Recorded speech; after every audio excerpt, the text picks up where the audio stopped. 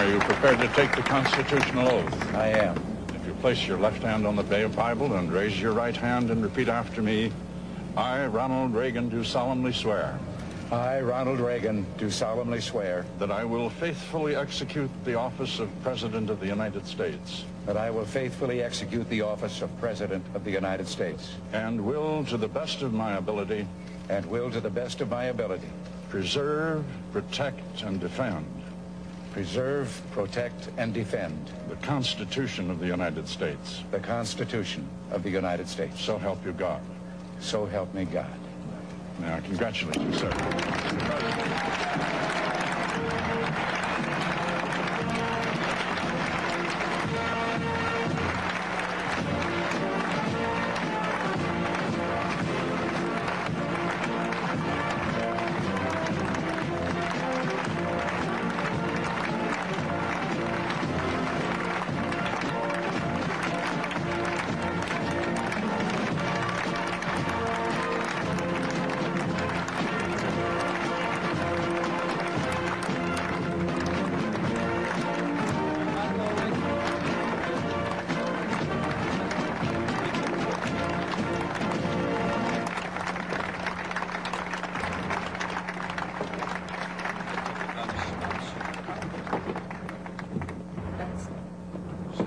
The President of the United States.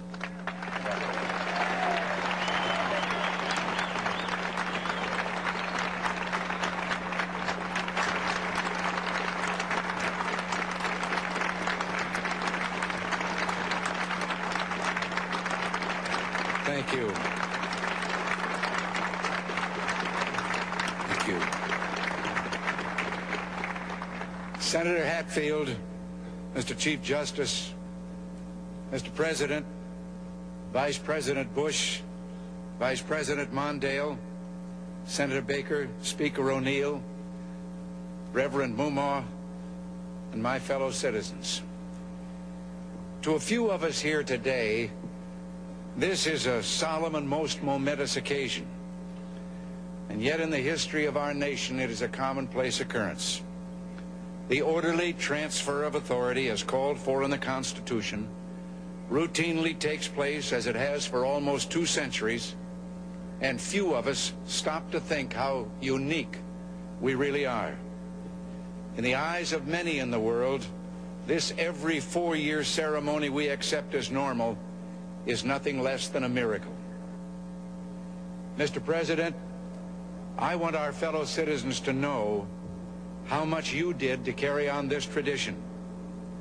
By your gracious cooperation in the transition process, you have shown a watching world that we are a united people, pledged to maintaining a political system which guarantees individual liberty to a greater degree than any other. And I thank you and your people for all your help in maintaining the continuity which is the bulwark of our republic.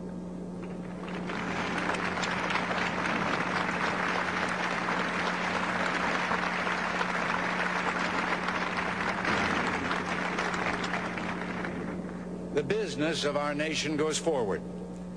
These United States are confronted with an economic affliction of great proportions. We suffer from the longest and one of the worst sustained inflations in our national history. It distorts our economic decisions, penalizes thrift, and crushes the struggling young and the fixed income elderly alike. It threatens to shatter the lives of millions of our people. Idle industries have cast workers into unemployment, human misery, and personal indignity. Those who do work are denied a fair return for their labor by a tax system which penalizes successful achievement and keeps us from maintaining full productivity.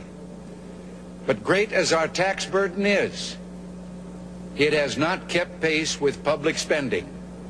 For decades, we have piled deficit upon deficit, mortgaging our future and our children's future for the temporary convenience of the present.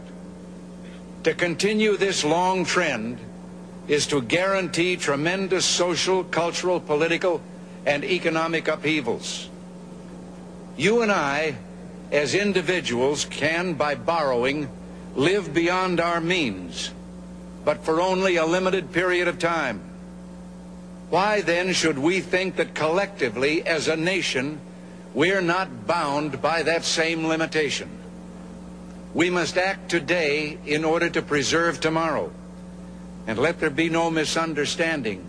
We're going to begin to act beginning today.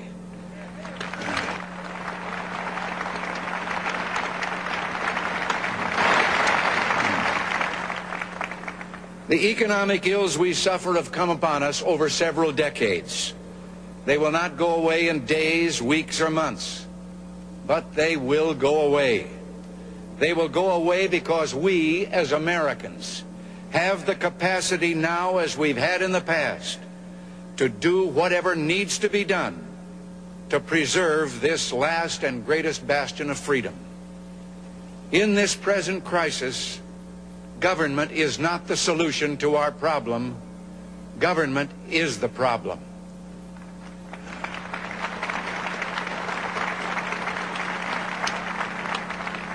From time to time, we've been tempted to believe that society has become too complex to be managed by self-rule, that government by an elite group is superior to government for, by, and of the people.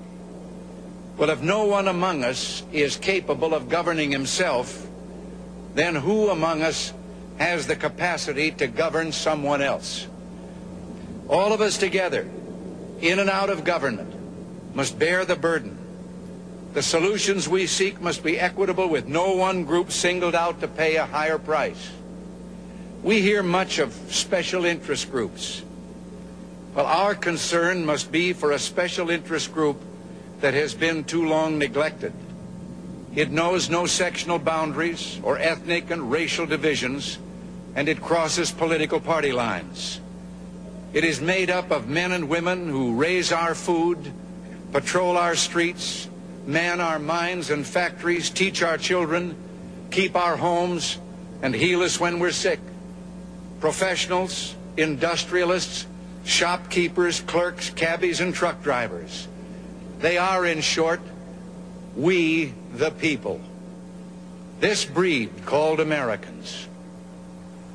Well, this administration's objective will be a healthy, vigorous, growing economy that provides equal opportunities for all Americans, with no barriers born of bigotry or discrimination.